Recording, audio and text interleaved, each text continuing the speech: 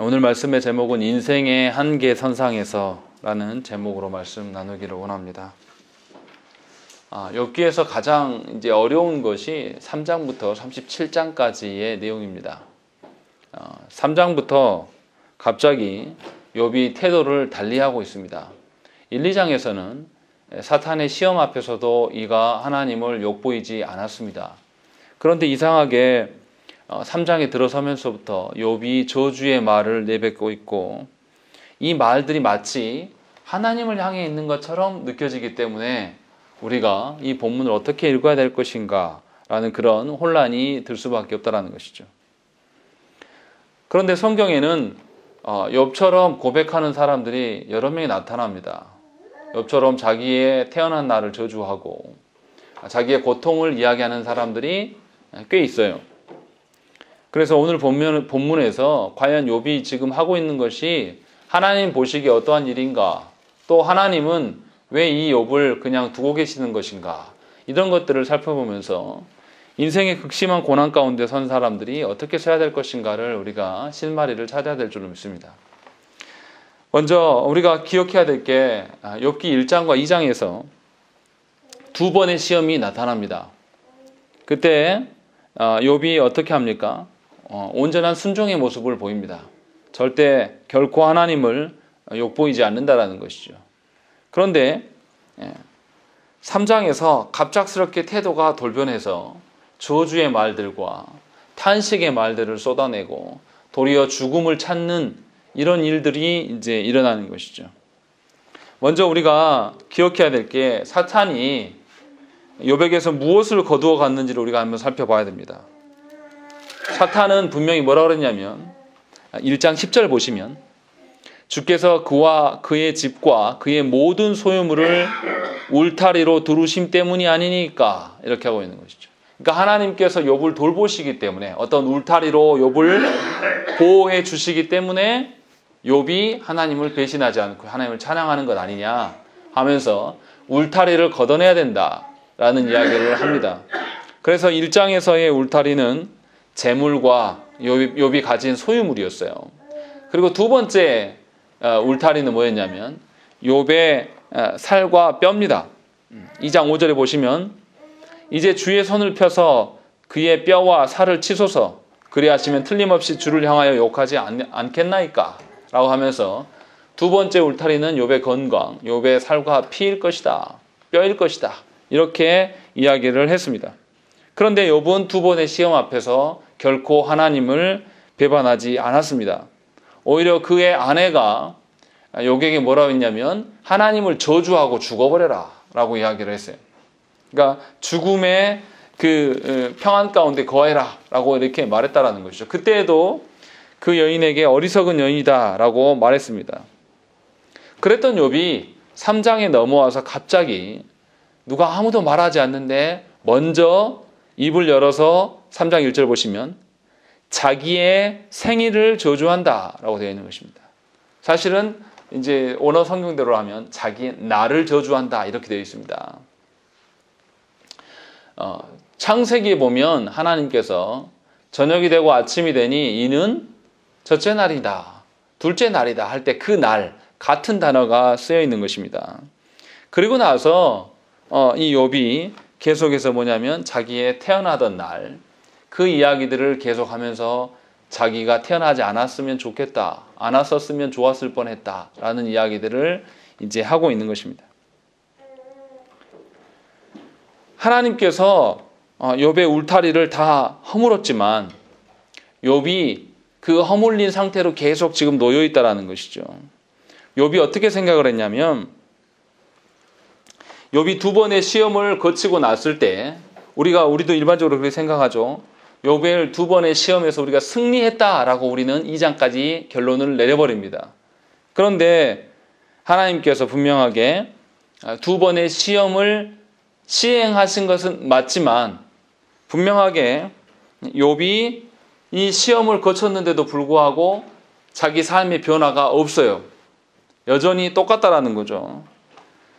친구들이 욥을 만나러 오기 위해서 시일이 분명히 몇 달이 걸렸을 것으로 우리가 지난주에 말씀을 통해서 들었습니다. 그러니까 욥이 지금 이 극심한 고통 가운데 있는 시일이 계속 연장되고 있는 것이죠. 그런데 하나님께서 울타리로 펴주셨던 것을 싹 걷어가셨단 말이에요. 싹 거두시고 이제 욥을 이렇게 둘러싸고 있는 것들이 아무것도 없는 그런 상태로 놓여 있단 말이죠. 그때 이제 욥의 태도가 변화가 생긴 거예요. 그러니까 두 번째 시험의 연장에서 욥의 변화가 생겼다라고 볼 수도 있습니까? 그러니까 욥이 생각하는 어떤 이해의 범주가 흔들리기 시작한 것이죠. 우리가 신앙생활 할 때 왜 어렵습니까? 내가 알고 있는 신앙으로 내가 생각할 수 있는 어떤 신앙의 범위를 넘어서기 시작하면 우리가 힘들어져요. 내가 생각할 때는 하나님께 이렇게 순종하고, 내가 생각할 때는 이렇게 내가 주의 일을 위하여서 열심히 헌신하면 하나님이 만사 형통하게 해주실 것이다 라는 것이 우리 모두의 생각입니다. 그런데 저도 개척해서 목회를 하면서 느끼는 건 뭐냐면, 개척해서 한다고 해서 하나님이 막 도우시고 성도를 보내주시고 영혼들이 변화되느냐? 그렇진 않아요. 이상한 일이죠. 왜 이렇게 되지 않을까? 지금 제가 말하고 있는 그 원리가 다 뭡니까? 하나님께서 시험을 주셨을 때 그 시험 앞에서 넘어지지도 않고 순종하면 하나님이 복 주실 것이다. 이런 원리가 인과응보의 원리입니다. 대부분의 신자들이 신앙생활을 이렇게 합니다. 내가 순종하면 거기에 따른 복을 하나님 반드시 주실 것이다 라는 그런 생각으로 살아간다는 것이죠. 그러니까 욥도 어떻게 생각했냐면, 자신이 하나님을 결코 욕먹이지 않고 살아가면, 순종하면 하나님께서 그에 합당한 대우를 해주실 것이 당연하다, 이렇게 생각을 한 거죠. 그러니까 보응의 원리로 신앙을 바라봤다는 것입니다. 물론 다른 사람들보다는 훨씬 나아요. 왜냐하면 한날에 모든 것을 다 잃어버렸고 자신의 육신까지도 연약한 지경으로 지금 몇 달째 버티고 있는 거예요. 그러니까 이런 사람 사실은 보기가 힘들죠. 우리 시대에도. 그런데 이런 모습들이 있어요. 그런데 욥이 이 시간이 길어지니까, 고통의 나날이 길어지니까 이제 무슨 한계에 다다르냐면 자신의 신앙의 한계에 다다르고 있는 겁니다. 다시 말하면 우리의 신앙의 한계라는 것을 우리가 지킬 수 있는 것이 아니라 누가 지켜주는 것입니까? 하나님께서 우리의 신앙의 한계를 지켜주시기 때문에 우리가 신앙이 보존되는 거예요. 하나님께서, 사탄이 하나님께 나아가서 욥의 울타리를 한꺼풀씩 벗기기를 원했어요. 처음에 소유물을, 두 번째는 욥의 육신의 어떠함을 벗기셨단 말이에요. 그런데 지금 3장에서 계속 묻고 있는 것은 뭐냐면 욥의 신앙의 한계를 하나님께서 벗겨내기를 시작하셨다는 것입니다. 그러니까 아직 하나님께서 울타리를 다 거두신 것이 아니에요. 욥이 갖고 있는 인과응보적인 신앙, 그 신앙의 한계가 무엇인지를 하나님께서는 허물어뜨리면서 욥에게 그것이 합당한 신앙이 아님을 알려주기를 하나님이 원하심을 우리가 알 수 있다는 것입니다. 그러니까 욥의 아내도 똑같은 맥락의 신앙을 갖고 있었던 거예요. 욥과 차이는 뭐냐면 욥은 좀 더 견뎠던 것이고 아내는 그러지 못했던 것입니다. 우리가 생각하는 것처럼 내 안에 내 삶에서, 내 가정 안에서 뭔가 안 좋은 일이 생기면 우리 항상 뭐라고 생각합니까? 내가 하나님께 뭐 잘못했나 보다. 이게 인과응보의 신학이거든요. 내가 뭔가를 잘하면 하나님 복 주시는, 이거는 이방 신들이 하는 거예요. 우리 하나님은 우리가 뭘 잘하지 않아도 우리를 돌보셨고 언제나 울타리로 우리를 보존하셨던 그 하나님이란 말이에요. 근데 우리는 어리석어서 어떻게 생각하냐면 내가 어떻게 잘하면 하나님이 복 주실 것이다 라고 생각을 자꾸 한단 말이죠. 분명히 욥이 순종을 안 보인 게 아니에요. 보였습니다. 그러나 그렇다고 해서 그의 삶이 달라질 필요는 사실은 없어요. 욥이 앞에서 고백한 것처럼 하나님께서 주실 때도 있고 또 거둬가실 때도 있다. 또 하나님 복 주실 때도 있고 화를 주실 때도 있다. 본인이 그렇게 분명히 고백을 했으나 이 화가 오랫동안 지속되니까 어떻게 합니까? 자신의 삶이 나아지지 않는 것을 보고 이상하게 생각하게 한 거죠. 왜 이러지? 왜 이러지? 내가 왜 이렇게 당해야 되지? 라고 하면서 그 원인을 계속 이상하게 하나님께 찾기 시작합니다. 그러면서 하나님을 향해서 의심을 품게 되고 거기서 더 나아가면 하나님을 향한 원망을 품게 되는 것이 우리의 신앙이라는 것입니다. 그런데 우리가 믿는 신앙은 그런 게 아닙니다. 하나님의 주권을 인정해 드리는 거예요. 하나님의 주권을 인정해 드린다는 것은 뭡니까? 내가 할 만할 때 주권을 인정해 드린다는 뜻이 아니에요. 하나님의 주권을 인정해 드린다는 것은 말 그대로 내 처지가 어떠하든지 간에 하나님의 뜻대로 행하심을 인정하고 거기에서 순응하겠다, 순종하겠다라는 것이 하나님의 주권을 인정하는 신앙이란 말이죠. 그런데 우리는 놀랍게도 그렇게 행하지 않는 거죠. 내 삶에 어려움이나 내 자녀들에게 어려움이 생기면 하나님을 향한 그 신뢰가 흔들리기 시작하는 거예요. 이것이 우리의 신앙의 한계이고 욥의 신앙의 한계입니다. 욥도 분명히 이 인과응보적인 신앙을 갖고 있었던 것이 틀림이 없어요. 그런데 욥이 우리와 다른 점은 분명히 있습니다. 욥은 1차와 2차의 시험 속에서 자기가 아는 신앙의 원칙대로 분명히 순종의 모습을 보였습니다. 그리고 그 신앙의 원칙이 이제 깨트려지고 있는 것이에요. 자기가 순응하면 하나님이 자기를 돌보실 거라는 그런 일말의 그 지푸라기 같은 어떤 자기의 신앙이 있었는데 오랜 시간이 지속되고 변함없이 계속 고통 중에 있으니까 욥이 하나님을 욕하지는 않았지만 분명히 자기의 신앙이 흔들리고 있는 것을 우리가 알 수 있다는 것입니다.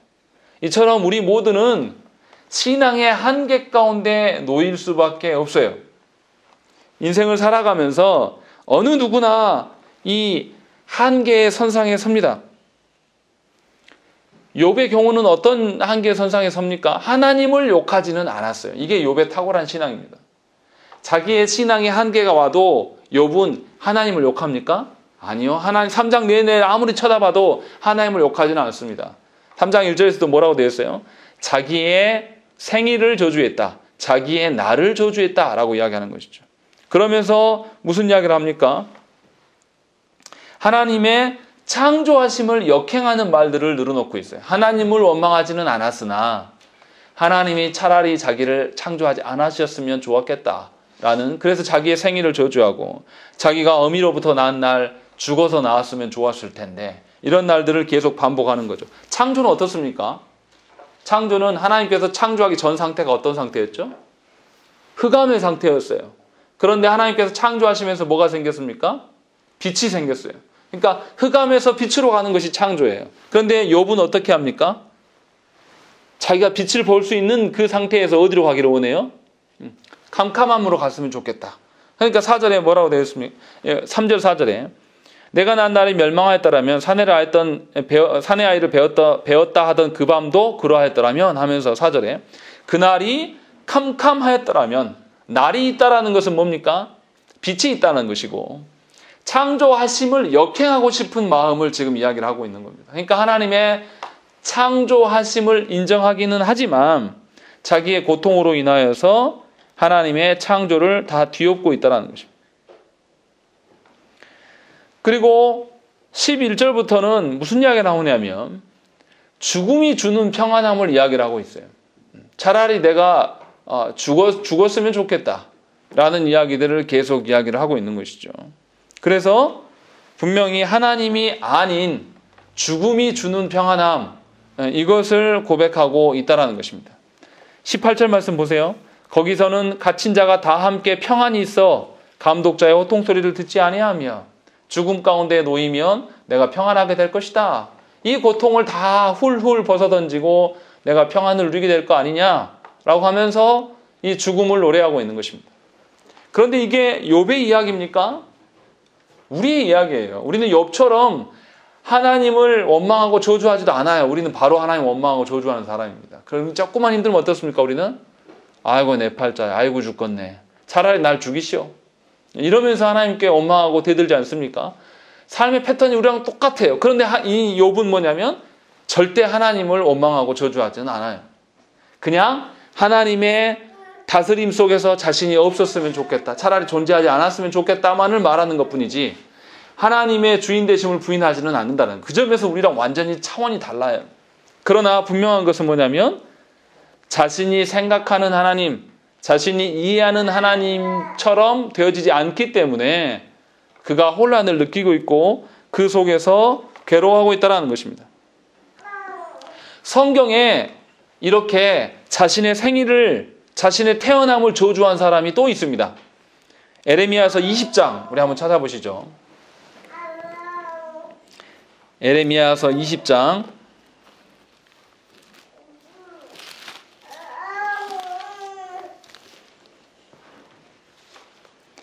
14절부터 18절 말씀입니다. 구약성경 1082페이지에 있습니다. 에레미야 20장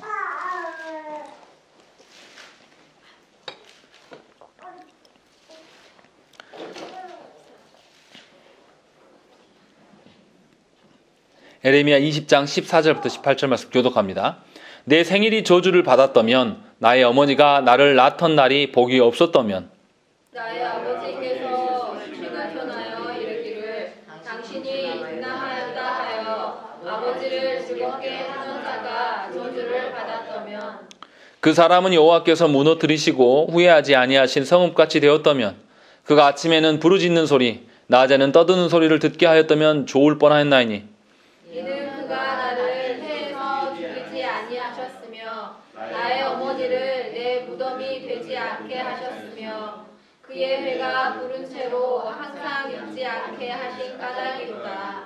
함께 읽습니다. 어찌하여 내가 태에서 나와서 고생과 슬픔을 보며 나의 날을 부끄러움으로 보내는고 하니라. 아멘. 에레미야도 하나님의 말씀을 전하다가 극심한 고통을 당했습니다. 그때 그 극심한 고통으로 인하여서 하나님 앞에서 이처럼 자기의 생일을 저주하는 말들을 쏟아냈어요. 탄식했다라는 것이죠. 성경에서의 탄식은 어떤 의미냐면 하나님을 향한 도전이 아닙니다. 하나님을 향한 대적이 아니에요. 하나님 앞에서 자기가 극심한 고통 중에 있어도 누구 앞에서 말하냐면 하나님 앞에서 말을 하는 겁니다. 이게 우리랑 달라요. 우리는 힘들고 괴로우면 누굴 찾습니까? 하나님 찾지 않아요. 하나님 찾지 않고 사람을 찾아요. 그래서 분별력 없는 사람에게 의논하죠. 이렇게 된 일인데 어떻게 생각하요? 물어봐요. 그리고 그 사람의 말에 솔깃해서 속아 넘어갑니다. 그러면서 괴롭다라고 우리가 이야기를 하고 하나님에 대해서 오해하고 하나님을 향하여서 원망하고 저주하기까지 이릅니다. 그런데 에레미야나 욥은 사람의 말을 듣지 않고 괴로워도 하나님 앞에서 고통하고 하소연하는 것입니다. 하나님과 진정한 친밀한 관계가 되지 않으면 이게 불가능해요. 생각을 해보세요. 우리 아이들, 우리 규원이처럼 어린 아이가 고통 중에 있을 때 누구한테 갑니까? 엄마한테 가요. 정말 극심한 고통 중에 있을 때는 엄마한테 가서 자기의 모든 고통을 하소연합니다. 그때 친구도 또 누구도 찾지 않아요. 오직 엄마와 그 끈끈한 관계에 있기 때문에 거기에서 자기가 죽어가는 것을 하소연하면서 거기에다가 고통을 쏟아내는 거예요. 이것이 육적인 부모 관계에서도 드러납니다. 그러니까 이 욥과 에레미야가 드러내는 것은 절대로 하나님을 향한 배반이나 도전이 아니에요. 시편 88편에도 자신의 극악의 고통으로 인하여서 하나님께 탄식하는 그런 고백들이 드러난 시가 쓰여 있습니다. 이처럼 하나님을 온전히 신뢰하는 자는 고통 중에서도 하나님 앞에서 탄식을 합니다. 욥은 분명하게 뭐라고 이야기합니까? 4절 우리 한번 보시죠. 4절에 보면 하나님이 위에서 돌아보지 않으셨더라면 이야기하고 있는 것입니다. 그러니까 하나님이 자신을 돌봤다는 것입니까? 안 돌봤다는 것입니까? 하나님이 자신을 돌아보셨다라는 것을 인정하고 있어요. 그리고 또 20절에도 보면 뭐라고 되어 있습니까? 어찌하여 고난을 당하는 자에게 빛을 주셨으며 마음이 아픈 자에게 생명을 주셨고 라고 이야기를 하는 거예요. 지금 계속해서 무슨 이야기합니까? 생명과 빛을 주시는 분이 누구라고요? 하나님이심을 지금 고백하고 있는 겁니다. 결코 욥이 이것을 부인하고 있지 않아요. 분명하게 하나님께서 모든 것의 원천이시고 빛도 생명도 다 하나님이 주신다라는 것을 고백을 하고 있다는 것입니다. 다만 자신의 고통이 극심하니까 창조주이시며 또 빛과 생명을 주시는 그 하나님 앞에서 자신의 탄식을 나열하고 있다는 것입니다. 그러니까 욥이 어떤 상태로 지금 하나님께 서 있느냐면 자신이 이해하는 한도 내에서는 하나님 앞에 순종의 태도를 보이고 있어요. 그런데 욥이 자신의 이해 범위를 뛰어넘어설 때는 이제 오류를 일으키기 시작한 것이죠.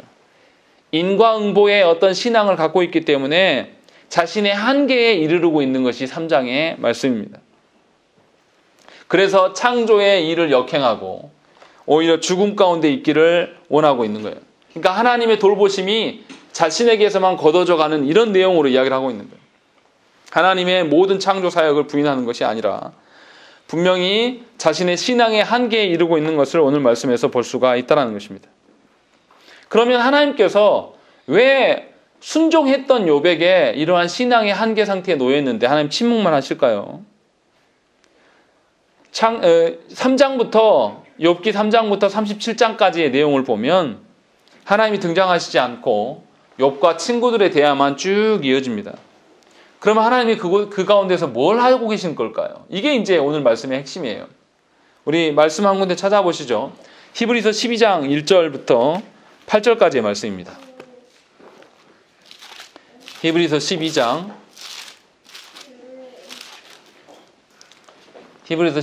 1절부터 8절의 말씀, 신약성경 366페이지에 있습니다. 히브리서 12장 1절부터 8절 말씀 교독합니다. 제가 먼저 읽겠습니다. 이러므로 우리에게 구름같이 둘러싼 허다한 증인들이 있으니 모든 무거운 것과 얽매이기 쉬운 죄를 벗어버리고 인내로서 우리 앞에 당한 경주를 하며 믿음의 주요 또 온전하게 하시는 이인 예수를 바라보자. 그는 그 앞에 있는 기쁨을 위하여 십자가를 참으사 부끄러움을 개의치 아니하시더니 하나님 보좌 우편에 앉으셨느니라. 너희가 피곤하여 낙심하지 않기 위하여 죄인들이 이같이 자기에게 거역한 일을 참으신 일을 생각하라. 너희가 죄와 싸우되 아직 피 흘리기까지는 대항하지 아니하고 또 아들들에게 권하는 것 같이 너희에게 권면하신 말씀도 잊었도다. 일러스되 내 아들아 주의 징계하심을 경히 여기지 말며 그에게 꾸지람을 받을 때에 낙심하지 말라.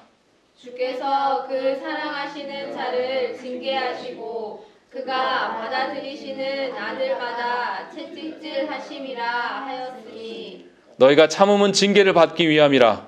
하나님이 아들과 같이 너희를 대우하시나니 어찌 아버지가 징계하지 않는 아들이 있으리요. 징계는 다 받는 것이거늘 너희에게 없으면 사생자요 친아들이 아니니라. 아멘. 분명히 하나님께서 뭐라고 하십니까? 하나님의 자식은 꼭 징계를 받아야 된다고 말씀하십니다. 어떻습니까? 자식이 성장한다는 의미가 뭐예요? 자식이 성장하지 않으면 생명이 딱 죽었다는 말이에요. 생명이 있는 자식은 반드시 자라가야 됩니다. 그런데 이 자라간다는 의미가 뭡니까? 몸만 커져서는 안 돼요. 몸만 커지면 정신과 그의 삶의 태도들은 성장하지 않으면서 몸만 커지면 우리가 뭐라고 합니까? 뭔가 부족한 사람이라고 일컫잖아요. 뭔가 문제가 있는 사람으로 우리가 바라봅니다. 그러니까 인격과 정신이 반드시 자라가야 됩니다. 인격과 정신이 자라게 하기 위해서는 어떻게 해야 됩니까? 아이들에게 있는 나쁜 습관들을 고쳐줘야 돼요. 고쳐줄 때 그 아이가 듣기 좋은 소리, 그 아이가 원하는 방식으로 고쳐줄 수 있습니까? 절대 그럴 수 없습니다. 반드시 훈련이 필요해야 돼요. 그러니까 때로는 꾸중도 필요하고 때로는 매질도 해야 됩니다. 분명히 하나님께서는 욥의 신앙의 한계를 분명히 잘 알고 계셨습니다. 그리고 그 욥의 신앙의 한계를 보게 하시기 위하여서 그 신앙의 한계 상황 가운데 지금 놓아놓고 있는 것입니다. 사탄이 말하는 대로 욥에게 재물이나 욥의 육신의 어떠함은 욥의 한계 상황이 아니었어요. 그런데 하나님께서는 거기에서 머물지 아니하시고 욥의 신앙의 한계가 무엇인지를 분명하게 보여주는 것입니다. 우리 중에 신앙의 한계에 부딪혀 본 사람만이 자신의 존재가 얼마나 초라한 것인지를 알 수 있습니다. 그러니까 우리가 신앙의 한계에 부딪혀 보지 않은 사람들, 예수 믿으면 무조건 잘 되고 예수 믿으면 무조건 성공하고 이 성공주의에 빠져 있는 사람들은 작은 시험 앞에도 넘어질 수밖에 없고 하나님의 어떠하심을 도저히 알 수가 없습니다. 그런 사람들은 조그마한 어떤 파도가 몰려와도 그것에 요동하면서 하나님을 부인하고 세상 속으로 가버려요. 그런 사람들은 하나님 자녀가 아닙니다. 그러나 하나님 사랑하는 자녀는 그에게 혹독한 시련을 주세요. 신앙을 성장하게 하셔서 하나님 나라의 가치를 보게 하시기 위해서는 이 세상의 가치가 얼마나 의미 없는 것인가, 사람들과의 관계가 얼마나 부질없는 것인가를 깨닫게 하시기 위해서 내가 그토록 사랑했던 것, 내가 그토록 원했던 것들을 모두 다 끊어버리십니다. 그리고 한계의 상황 가운데 하나님이 두신다라는 것이죠. 그렇게 하나님께서 아주 혹독하고 철저하게 다루실 때에 우리가 드디어 우리의 그 고집스러움을 하나 둘씩 내려놓고 하나님께 꿇어 엎드리게 된다는 것입니다. 우리 중에 순순히 하나님께 순종하는 사람은 아무도 없습니다. 하나님께 인생의 질고 앞에서 호되게 맞는 자가 하나님 앞에 꿇어 엎드리게 되고, 꿇어 엎드린 자는 드디어 하나님의 그 가치와 하나님 나라의 질서들을 더 많이 볼 수 있게 되는 것이에요. 그래서 인생길에서 넘어지고 하나님을 붙드는 자는 이제는 더 이상 세상에 가치 없음을 알기 때문에 세상의 것을 서서히 놓게 된단 말이에요. 다시 말하면 이런 겁니다.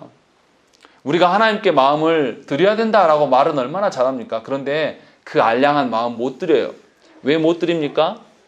내가 소중히 여기는 것, 내가 지금껏 내 인생에서 가장 가치 있는 것을 절대 손을 놓지 않기 때문에 그래요. 근데 하나님께서는 우리를 사랑하셔서 인생의 역경 가운데 한계 상황에 두셔서 그것을 놓게 만드시기를 원하시는 하나님이시라는 거죠. 그러니까 이 욥에게 인과응보의 신학이 그의 한계였습니다. 하나님께 순종하면, 하나님을 욕보이지 않고 살아가면 욥은 어떻게 생각한 거죠? 자기 자녀들이 하나님의 복 가운데 살아갈 것이라고 생각을 했습니다. 그래서 자녀들이 생일잔치를 하고 나면 그 다음에 뭐 했습니까? 늘 하나님께 제사를 올렸어요. 혹시나 실수했을까 봐. 그런데 우리 하나님은 그 상황 동안에 두지 않고 더 큰 상황 가운데 몰아넣으시는 거예요. 하나님 나라의 가치를 욥에게 알려주기 위하여서. 그래서 고린도전서 3장 18절부터 23절까지 제가 읽어드리겠습니다. 아무도 자신을 속이지 말라. 너희 중에 누구든지 이 세상에서 지혜 있는 줄로 생각하거든 어리석은 자가 되라. 그리하여야 지혜로운 자가 되리라. 이 세상 지혜는 하나님께 어리석은 것이니 기록된 바 하나님은 지혜 있는 자들로 하여금 자기 꾀에 빠지게 하시느니라 하였고, 또 주께서 지혜 있는 자들의 생각을 헛것으로 아신다 하셨느니라. 그런즉 누구든지 사람을 자랑하지 말라. 만물이 다 너희 것임이라. 바울이나 아볼로나 게바나 세계나 생명이나 사망이나 지금 것이나 장래 것이나 다 너희의 것이요 너희는 그리스도의 것이요 그리스도는 하나님의 것이니라. 이렇게 기록하고 있는 것입니다. 세상의 지혜로 하나님 앞에 서는 자들은 반드시 넘어질 수밖에 없어요. 세상의 질서로 인하여서 인생의 성공을 노래하는 사람은 반드시 실패할 수밖에 없다는 것입니다. 물론 하나님의 자녀가 아닌 사람은 성공하겠죠. 그리고 하나님을 영영 떠날 것입니다. 세상의 지혜와 세상의 성공을 향해서 달려갈 거예요. 이런 사람들은 교회 안에도 굉장히 많습니다. 목사들 중에도 있습니다. 성공을 위하여서 목회하거나 성공을 위하여서 신앙생활을 살아가는 사람들은 그 성공에 파묻혀 살아가고 하나님을 잊어버리게 될 것이라는 것이죠. 그렇기 때문에 우리가 우리 자신의 어떠한 것으로 하나님 앞에 서는 것은 아주 어리석은 것이고 신앙의 한계가 그것인 것을 보여주는 것입니다. 그래서 하나님께서 창조하신 세계는 이 보여지는 세계만이 있는 것이 아니라 보이지 않는 하나님 나라가 또 있다는 것을 분명히 알아야 돼요. 하나님은 우리가 보고 듣는 것에 국한되어 있는 하나님이 아니란 말이에요. 우리는 우리가 보고 듣는 것도 다 이해하지 못해요. 그런데 하나님은 보고 듣는 것 말고 보이지 않는 하나님 나라의 질서를 우리에게 부어주고 싶단 말이에요. 그러면 우리가 뭘 놔야 되겠습니까? 보여지는 세계의 질서들을 손에서 놔야 돼요. 이게 너무 당연한 거예요. 그러니까 보여지는 세계 속에서 우리를 어떻게 만드는 거죠? 한계의 상황 가운데 두게 만드시는 거예요. 철저하게 낮아지게 하고 엎드리게 하고 실패하게 만든단 말이에요. 그럼 우리가 이것을 다시 합니까? 다시 붙잡지 않을 거예요. 우리 아이들도 어때요? 지금 준호가 지금 자라가고 있는데 저만 할 때 뜨거운 거를 만지게 해줘야 돼요. 그러면 그 아이가 어떻습니까? 한번 딱 만지고 나면 그 다음부터 만집니까? 안 만집니까? 이제 그 다음부터는 조심해요. 마치 하나님이 그런 것처럼 보여지는 이 세계가 전부가 아니고 내 안에 있는 인생의 모든 것이 전부가 아닌데 우리가 거기에 취해 살아가니까 하나님께서 거기서 실패를 경험케 한단 말이에요. 그래서 한계 상황에 둬요. 우리 생각할 때는 어떻습니까? 와, 이상하다. 내가 이 보여지는 세계에서 성공하고 싶고, 성공하면 내가 하나님의 이름을 분명히 내가 찬양할 텐데 왜 하나님은 나를 안 쓰시는가? 왜 하나님은 기도하면은 내가 너를 안다고 응답해 주시지만 왜 나의 삶은 변화되지 않는가? 이런 생각을 하고 있는 거예요. 왜 그렇습니까? 하나님은 보여지는 세계의 가치가 아니라 보이지 않는 영원한 것을 우리에게 주기를 원하시고 그 영원한 것에서 성공하기를 원하신다는 거예요. 그러니까 우리 삶이 안 달라지는 것이 너무 당연한 거예요. 만약에 우리가 하나님을 붙잡지 않고도 세상에서 성공하고, 만약에 제가 하나님의 말씀에 의존하지 않고도 목회가 성공한다면 저는 어떤 사람이 되겠습니까? 저는 아주 나쁜 목사가 될 겁니다. 그리고 우리 교회는 아주 형편없는 교회가, 하나님이 계시지 않는, 임재하시지 않는 교회가 되고 말 것이라는 것입니다. 그러니까 하나님께서 우리의 어떠함을 너무나 잘 아시고 인생의 한계선상에 우리를 내버려 두시는 거예요. 아무리 기도해도 하나님이 오시지 않는 것처럼 하나님 언제 응답하시겠습니까? 우리가 보여주는 이 세상의 끈들을 놓을 때, 우리가 정말로 할 수 없어서 이제는 이것도 안 되는구나라고 완전히 절망하고 세상의 것들을 놓을 때, 드디어 그때 하나님이 우리에게 임하시고 보이지 않는 세계의 질서들을 우리에게 보여줄 것이라는 것입니다. 그러니까 우리가 착각하고 살아가면 안 돼요. 온 세상과 하나님 나라의 어떠함이 마치 우리 손에 달려있는 것처럼 살아가시면 안 된단 말이에요. 그런 사람들이 교회 안에 너무나 많아요. 자기 경험과 자기 판단과 자기 연륜으로 자기가 교회를 다 아는 것처럼, 자기가 하나님 나라의 질서를 모두 다 아는 것처럼 선생노릇하는 사람들이 너무너무 많아요. 그런데 그런 사람들이 절대 회개하지 않습니다. 용서하지 않아요. 절대로 하나님 나라의 방식으로 영혼을 사랑하지 않는단 말이에요. 왜 그렇습니까? 그 크고 높으신 하나님 앞에서 자기 손으로 이룬 업적을 이야기하고 자기의 헌신을 계속 드밀기 때문에, 사람의 어떠한 가치들을 계속 드밀기 때문에 하나님의 사랑을 도무지 볼 수가 없는 것입니다. 그러니까 저와 여러분들이 예수 믿으면 성공된다라는 이런 소리 하면 안 돼요. 이건 아무런 말도 안 되는 소리예요. 예수 믿으면 만사형통하고, 예수 믿으면 자녀가 잘 되고, 예수 믿으면 뭐가 어쩌고 저쩌고, 이건 세상의 질서예요. 그렇다고 해서 우리가 망조들고 완전히 세상에서 빌어먹게 삽니까? 그렇지 않아요. 하나님은 우리를 너무나 잘 아십니다. 우리가 하나님 나라의 그 영원한 세계를 바라보면서 우리가 살아가면, 정말 하나님 나라 위하여서 내가 모든 것을 내놓고 살겠노라라고 살아가면 우리에게 더 큰 것으로 하나님 공급해 주시고 우리에게 하나님 나라의 그 영광된 가치들을 보게 하신다는 것입니다. 우리가 그런 방식으로 써야 돼요. 그렇기 때문에 내 인생과 이 교회와 이 나라의 어떠함이 모두 다 내 손에 있는 것처럼 착각하지 말자라는 것입니다.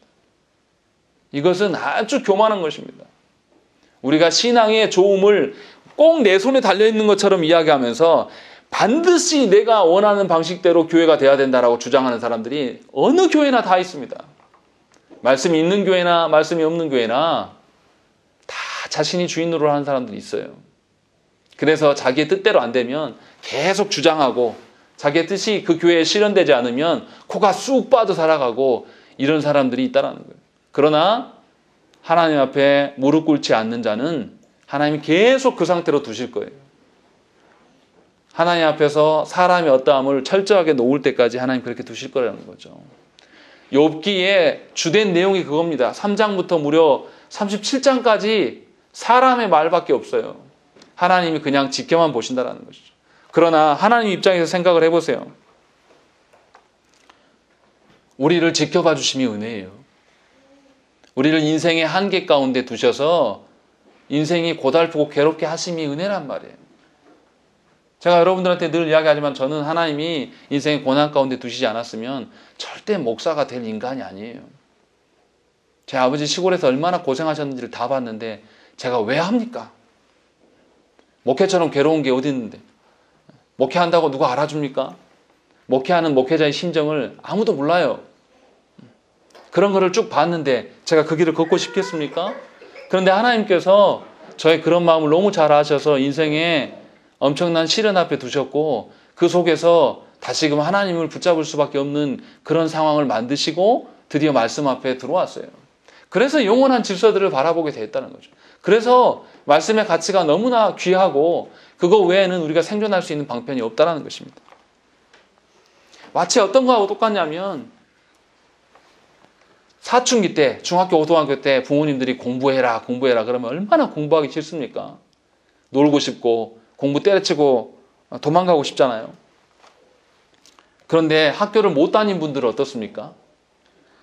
학교를 다니고 싶어도 부모가 없고 지원해 주는 사람이 없어서 학교 못 다니는 분들은 뭐가 복입니까? 아무 근심 걱정 없이 공부하라는 게 복이에요. 우리가 하나님의 은혜 가운데 있기 때문에 하나님 나라의 질서를 알기를 원하신다는 거죠. 세상의 어떠함을 우리에게 묻지도 않으세요. 세상의 성공과 재물의 어떠함을 하나님 요구하시지도 않는단 말이에요, 우리에게. 그런 거 전혀 요구하지 않으시고 하나님 나라의 질서의 어떠함만을 하라고 하는 거예요. 얼마나 행복합니까? 세상에 다른 질서들을 하나님 지키시겠다고 책임져 주시겠다고 우리에게 약속하셨는데 우리는 그것을 못 믿어요. 그래서 계속 돈, 계속 건강 걱정하고 계속 자녀 걱정하는 거예요. 얼마나 믿음이 없습니까? 하나님께서 우리 자녀들까지도 분명히 책임져 주시겠다고 약속하셔서 하나님 나라의 질서를 우리 가정과 교회와 자녀들에게 투영하라고 하나님이 그것만 하라고 말씀하셨는데 도리어 우리는 그것을 제일 어렵다라고 이야기를 합니다. 왜 어렵겠습니까? 우리의 신앙의 오류 때문에 그래요. 여전히 이 세상의 어떠함을 기반으로 해서 우리의 신앙을 판단하기 때문에 그래요. 여전히 공부 잘하는 것, 이 세상에서 똑똑하고 돈 많이 버는 것, 이런 것이 하나님의 복이라고 생각하기 때문에 자녀들을 말씀이 아닌 그곳에 내보내는 거예요. 아무리 말해도 듣지 않습니다. 언제 깨닫는지 아십니까? 세상에서 여러분들의 자녀가 실패하고 거렁뱅이가 됐을 때야 깨달을 거예요. 왜 그렇게 된다고 생각하십니까? 부모가 하나님께 순종하지 않기 때문에 그래요. 사실은 우리가 하나님께 순종하지 못함이 자녀들에게 가장 불행으로 다가올 수가 있습니다. 지금 하나님께서 욥에게 3장에서 이런 상황을 두시고 지켜보시는 이유는 바로 이와 같다는 것입니다. 14절 15절 한번 읽어보겠습니다. 14절 15절 읽겠습니다. 시작. 욥기 3장 14절 15절 762페이지입니다. 읽겠습니다. 시작. 자기를 위하여 폐허를 일으킨 세상 임금들과 모사들과 함께 있었을 것이요 혹시 금을 가지며 은으로 집을 채운 고관들과 함께 있었을 것이며 라고 되어 있습니다. 무슨 말입니까? 자기가 죽었더라면 죽음의 그늘 아래 있었으면 세상에서 그렇게 크고 높고 잘난 사람들과 함께 죽음 가운데 있었을 것이다 라고 욥이 고백하고 있는 거예요. 무슨 말입니까? 세상에서 아무리 가치가 있고 큰 사람이라 해도 하나님이 생명을 걷어가시는 그 죽음 앞에서는 어떻습니까? 그냥 똑같은 자리로 내려가야 돼요. 욥이 탄식하면서도 이야기를 하고 있는 거예요. 그냥 말하는 게 아니란 말이죠. 세상에 우리가 얼마나 세상의 권세 잡기를 좋아합니까? 그것을 위하여서 우리 자녀를 교육시키고 그 자녀들이 그렇게 되기를 위하여서 하나님께 얼마나 기도하고 있습니까? 그런데 하나님 나라의 가치를 모르고 그렇게 죽어버리면 그냥 죽음 가운데 들어놓는 존재밖에 되지 않는 거예요. 이 세상에서 그냥 아주 평범한 소시민으로 살아간 사람이나 그렇게 권세 잡은 사람이나 하나님께서 명하시는 그 진노 앞에서는 죽을 수밖에 없는 존재예요. 욥은 이것을 전제로 하고 이야기를 하고 있는 것입니다. 욥의 재산들을 다 훔쳐갔던 사람들, 그 사람들이 그렇게 힘이 있고 권세를 누리지만 죽음 앞에서는 다 함께 나와 함께 누울 수밖에 없다라는 것을 이야기를 할 것이라는 것이죠. 그렇게 세상에 권세 있고 세상에서 힘 있는 것처럼 보여주는 사람들이 다 하나님의 그 심판 앞에서 죽음 앞에서는 아무런 힘이 없는 무기력한 존재임을 욥은 이야기를 하고 있습니다. 하나님께서는 우리를 그러한 죽음으로 내보내지 않기 위하여서 인생의 한계선상에 두고 계신다는 것입니다. 우리가 생명이 붙어있는 동안에 하나님 나라의 영원한 질서들을 맛보게 하기 위해서 죽음이 주는 안식이 아니라 하나님 나라가 베푸는 그 안식을 우리에게 베풀기 위하여서 하나님께서 우리의 인생의 고통 가운데 두심을 도리어 우리가 감사해야 됩니다. 그리고 하나님이 이끄시는 방향대로 우리의 생각과 마음을 돌리셔야 됩니다. 그것이 고난 중에 인생의 한계선상에 섰을 때 신자가 해야 될 태도임을 잊지 마시고 그 일을 위하여서 하나님께 구하는 저와 여러분 되시기를 간절히 축원합니다. 함께 기도하겠습니다.